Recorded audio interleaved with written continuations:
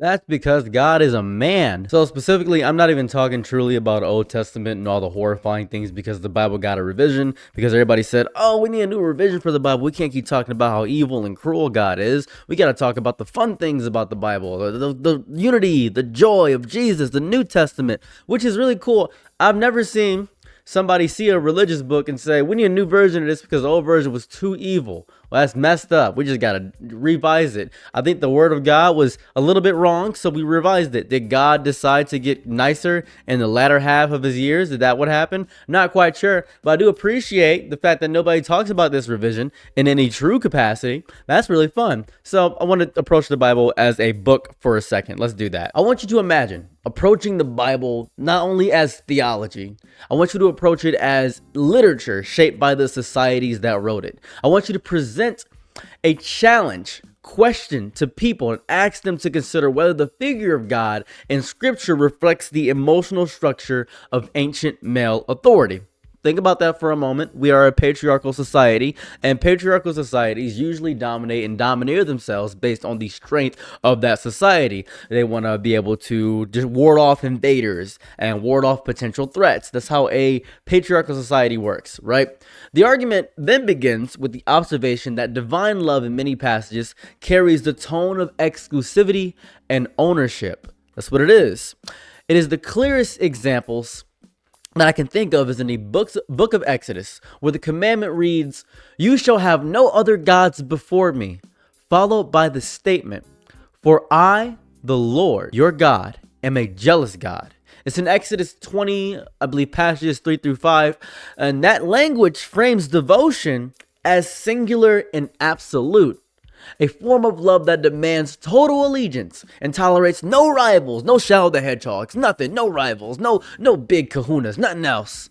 It resembles the way authority figures in patriarchal societies and patriarchal cultures historically framed loyalty and obedience. That's how it works. The jealous God is not merely disappointed by the betrayal, he is wounded by it, responds to it, punishes it, because the relationship is structured around possession rather than partnership. You do not have a partnership with our Lord God. It is his way or the highway. That's how it works in biblical, in the Bible. That's how it works. And from this simple perspective, if you're looking at the Bible as a book, if you're trying to break down the themes of the Bible, you are actually witnessing what the older society represented as what was resolute back in the day. The biblical God begins to resemble an allegory for a particular model of love associated with power, a love that demands full submission and reinforces authority through displays of strength. God is a powerful, righteous, furious God. He is the strongest of all time. My dad is bigger than your dad. My dad is stronger than your dad. He is a monotheistic God. He does not want any other religions because my dad is stronger than your dad. Scripture frequently describes moments of furious anger and overwhelming punishment that function as demonstrations of divine power. And those moments are just power. They're not like abstract metaphysics, and they're just emotional language of rulers and patriarchs maintaining control in volatile societies. The tone communicates something unmistakable. Devotion must be complete. Loyalty has to be proven at all points in time. Rebellion invites consequences that extend beyond the individual to families, communities, and generations. That's what it is. And that is what happens if you betray the Father. This is not the love of equals negotiating relationship. You must worship God, for he is the sovereign in this relationship. That is how it works. All the language in the Bible is centered around male-dominated societies. If you do not have the love of Jesus in your heart, you know what happens? Well, you need him.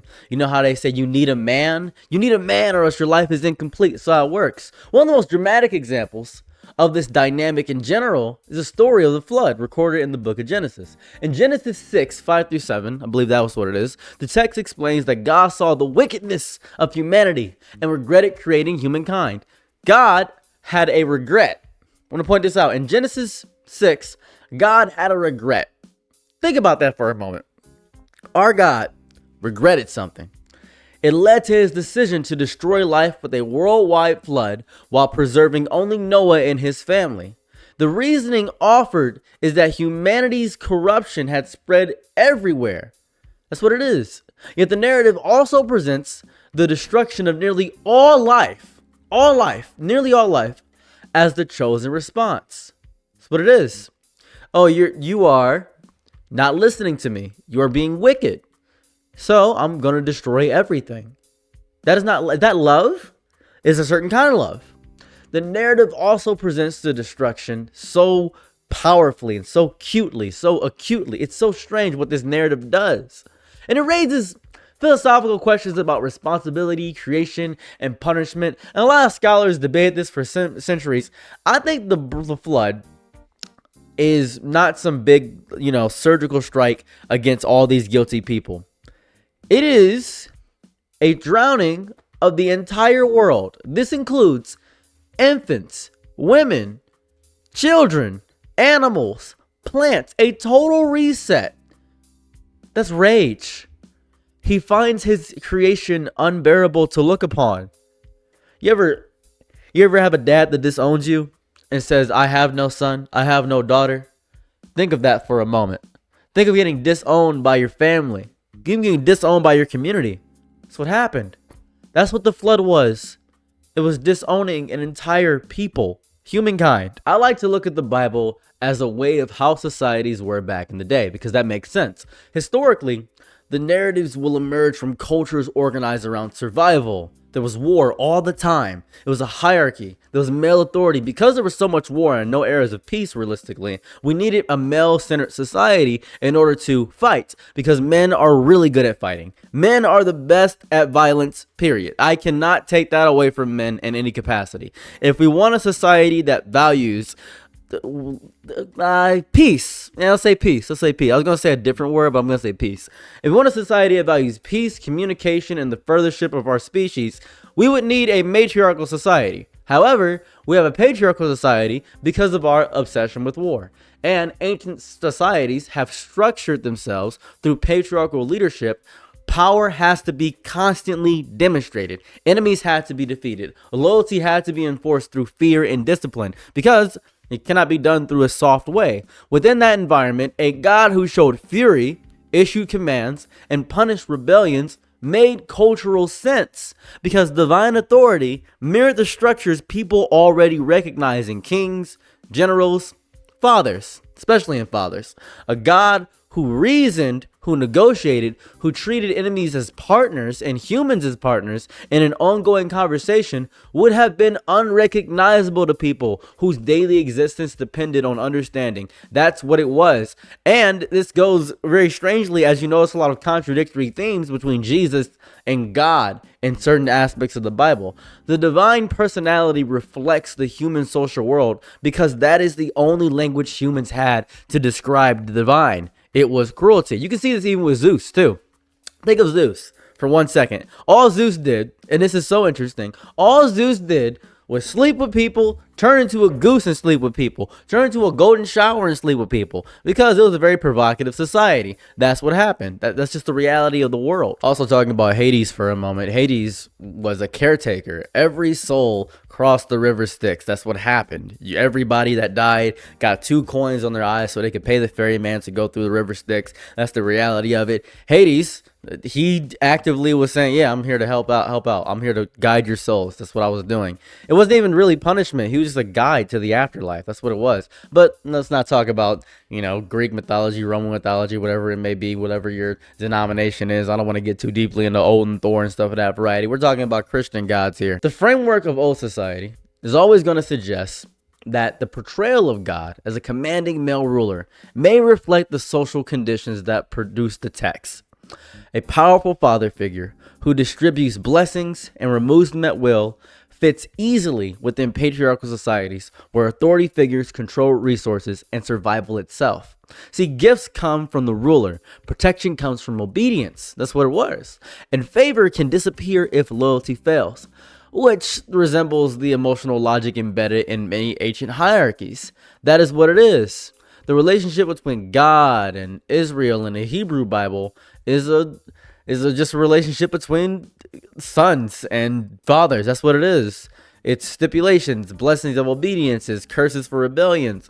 The covenant is a contract That's what it is. And if you have a contract, you got to enforce the contract. That's how society works. That's what it is. This is so interesting to me because I'm a human science major and I have a bachelor's degree in human sciences. This is very important to me because that was my area of expertise. It's my area of expertise to talk about humans.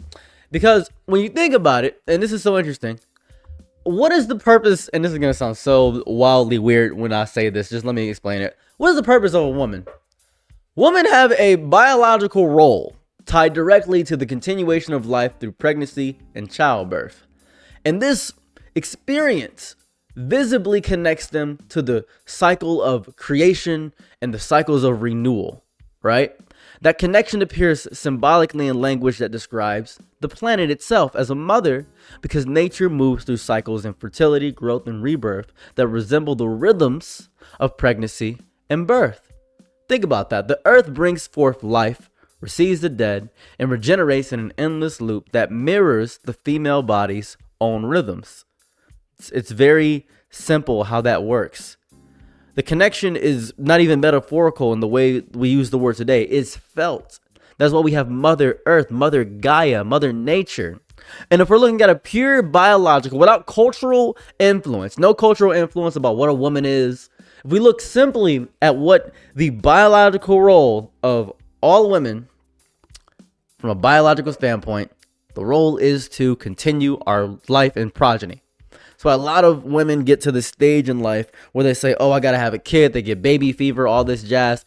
However, if we look at men, they do not have that at all. They have nothing. Men have a very different psychological problem. Male biology does not visibly create life in the same transformative way. A man can father children without ever experiencing the physical reality of pregnancy, without the months of waiting, without the pain of labor, without the moment of birth that announces a new life has entered into the Thunderdome, without that immediate connection to creation. Many cultures built systems where male identity and purpose were woven through strength, conquest, leadership, and the ability to command respect. That's how males work. So men have always worked throughout society because we don't have an intrinsic biological role. You could say it's to be the protector to protect the women in that variety. We could say the pheromones attract us to that and things of that variety. And in a normal society where we have regular things going on, if we just talk about the biological roles of continuing the progeny and the biology and continuing the legacy of humanity, that's how it works. That's just science. That's basically science. There are things that happen that deviate from this, but that's science. In such environments of this, where it's just this, purpose becomes something demonstrated through power, something earned through achievement, something that must be constantly proven because it has no biological anchor. In our own biology, we just have bigger muscles. If society was at peace, what would be the point of those muscles? If society had no reasons for war, no reason for violence, what would be the purpose of a man? To protect from what? Exactly. We'd have no reason for it. We'd have no reason if we had fear peace. Men hate peace. It's a whole thing. Men hate peace so much because they have no reason to have it. What's the purpose of it? What would they gain by peace? What would men gain from peace? Nothing. We gain nothing from peace. We gain zero things from having a peaceful society. How will we prove our strength? We wouldn't. We would need conflict in order to prove ourselves. If we're talking purely biological, by the way, this is purely biological. It causes a lot of stress on men, a lot of anger in a lot of men that they don't know where to direct it because something in their biology demands that they do something with their muscles, with their strength, with their ability to claim and take. It's a whole thing. And the culture around it is so bad. It's horrifying. Hence why God is a male. I find the creation story so wildly interesting because, and this is so interesting, how would God give birth unless God was a woman, right? Because God always described about the creator God, how he did this, how he did that. Men don't create realistically. Like we maybe invent a few things, but we don't create life. We are half of the equation, but we're basically, if you have a bunch of raw ingredients, right, and you don't cook them, that's men. We're just basically kind of like the raw ingredients. And women are the work. They're the oven, they're the mixing, they're the baking, they're all that stuff. We just went to the store and grabbed the stuff and the women did all the work. That's basically what it is. And then we get congratulated for holding the cake at the end. Look at us, guys. We held the cake. That's really what it is. That's ridiculous. It doesn't make any sense. The Divine Father proves himself through acts of creation and destruction. That's what it is. That's what it is. In the same way, human fathers prove themselves through protecting and providing for their households. That's what it is. Add to this the reality of infant mortality in the ancient world, right? Which reach rates that modern minds struggle to comprehend. Studies of classical era society suggest that roughly 30% of infants died before their first birthday, and nearly half of all children failed to reach adolescence. Parents in these societies watched their children die with horrifying regularity, buried them, warned them to continue living because the alternative was despair. That's it. The emotional weight of that experience shaped everything about how ancient people understood love and loss and the nature of existence itself. When a culture experiences death at that scale, the gods they imagine reflect that reality. A god who kills children is not shocking to people who watch children die every day. A god who sends floods and plagues and destruction is not incomprehensible for people who live with constant reminders that life is fragile and death is always near. If you always experience a flood and you always experience the thunder and getting stabbed, you would make a god that gives you these punishments because you have to be better yourself. It is the same logic as pushing the blame upon yourself because you yourself don't want to have it be out of your control. At least it's within your control. The idea of God is to create control. So when I ask the question, why is God so evil in the Bible? It's because simply God is a reflection of the society that was evil to humans.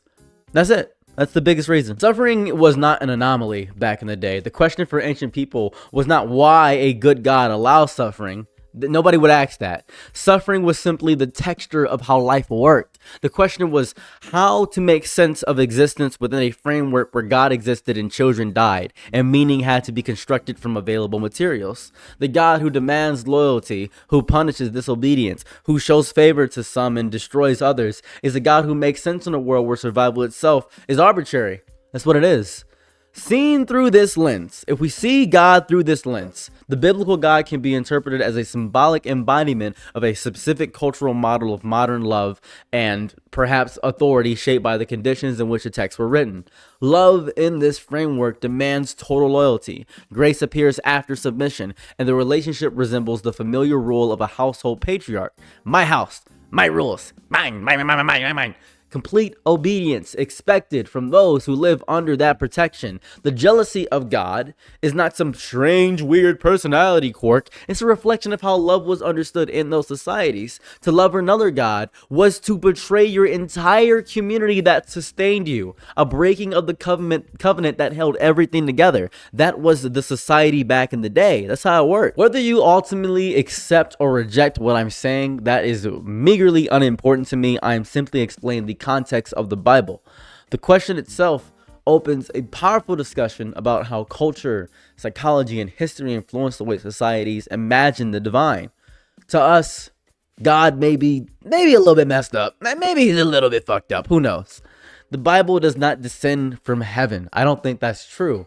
It's not real. It's not bound in leaves and gold leaf edges, and it's amazing. It's not written by angels. It was written by human hands in human language within human societies that struggle with the same questions people still struggle with today. What questions are those, you may ask? Why do we suffer? Why do children die? Why does love sometimes feel like control? Why does power always seem to belong to someone else? The answers the biblical authors found were shaped by the world they inhabited, just as the answers people find today are shaped by the world we inhabit. Understanding that shaping does not diminish the text. It just makes it a bit more human, more available to people who need to find their own answers in their own time.